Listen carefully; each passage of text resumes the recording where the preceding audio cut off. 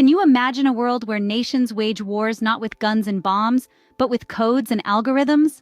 Welcome to the dawn of cyber espionage, an era where the battlefield is not a physical terrain, but a digital landscape.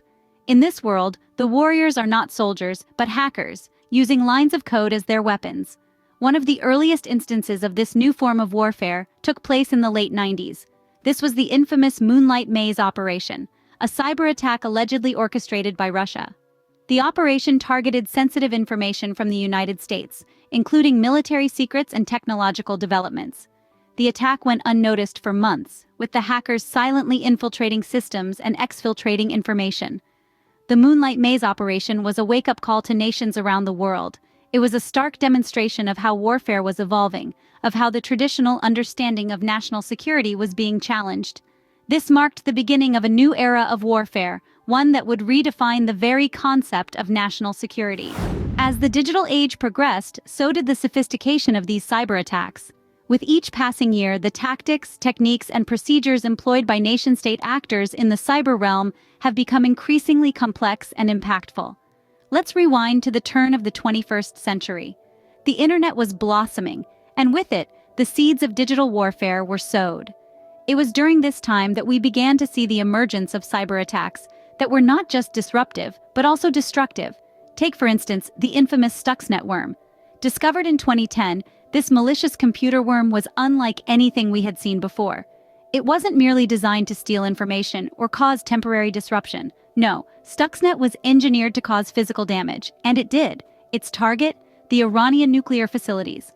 By manipulating the industrial control systems, it caused the centrifuges to spin out of control, effectively sabotaging the nuclear program and setting it back years. Then, fast forward to 2014, we witnessed another significant event in the evolution of digital warfare, the Sony Pictures hack. This time, the perpetrator was alleged to be North Korea. The attack saw the theft and subsequent leak of confidential data, including personal emails, employee data, and unreleased films. It was a stark demonstration of how cyber attacks could be used to inflict significant reputational and financial damage on corporations.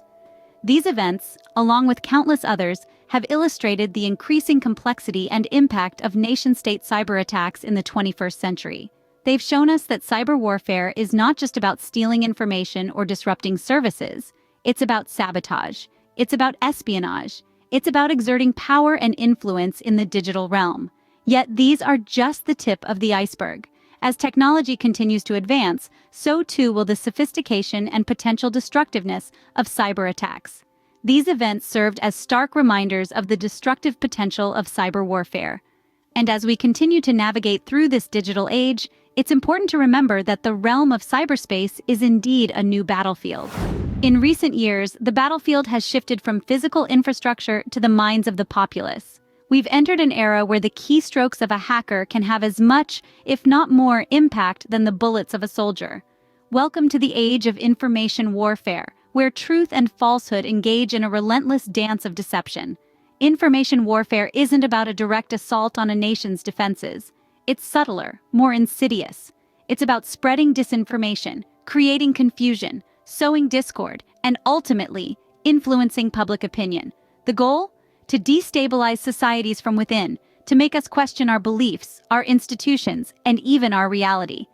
Take, for instance, the alleged Russian interference in the 2016 US elections. The tactics employed were straight out of the information warfare playbook. False stories were propagated on social media, deepening divisions and stoking fears.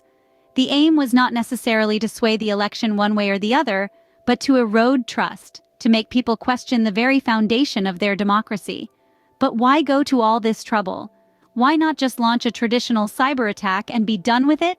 Because the effects of information warfare are far-reaching and long-lasting. A successful cyber attack might bring a city to its knees, but a successful disinformation campaign can tear a society apart. And it's not just about politics. Information warfare tactics are being used to manipulate stock markets, to spread panic during a pandemic, to fan the flames of social unrest.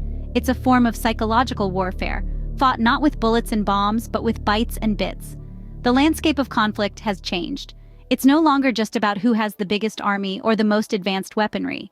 It's about who can control the narrative, who can shape perception, who can sow the seeds of doubt and discord.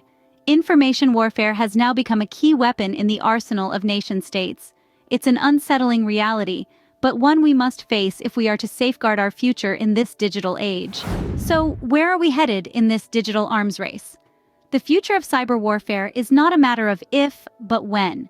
As technology evolves, so too does the potential for nation-state cyber attacks.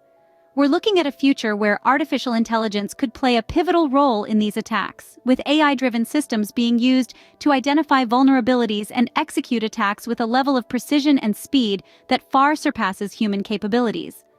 But it's not just about the technology. The targets are changing too. Critical infrastructure like power grids, water systems, and transportation networks are becoming increasingly attractive targets, presenting the terrifying prospect of large-scale, real-world impacts from digital attacks. It's a future that calls for international norms and cooperation. We need to establish rules of engagement, share intelligence, and work together to protect our interconnected world. As we move further into the digital age, the line between the physical and digital world continues to blur, making the need to understand and counteract these threats more crucial than ever. So, we've taken a whirlwind tour of the world of nation-state cyber attacks. We've journeyed from the dawn of cyber espionage, where the first seeds of digital warfare were sown, to the sophisticated, multifaceted attacks we see today. We've seen how these attacks have evolved, morphing from simple data breaches into complex operations designed to manipulate and control information. We've also delved into the age of information warfare, where data is the ultimate prize and misinformation is the weapon of choice. We've explored how nations use these digital tools not just for espionage, but also for sabotage and manipulation. But most importantly, we've peered into the future, where the battlefield is not of earth and stone, but of bits and bytes. We've considered the potential of this new age warfare and the challenges it presents. Remember, in this new age of warfare, knowledge is your best defense. Stay informed, stay vigilant, and stay safe.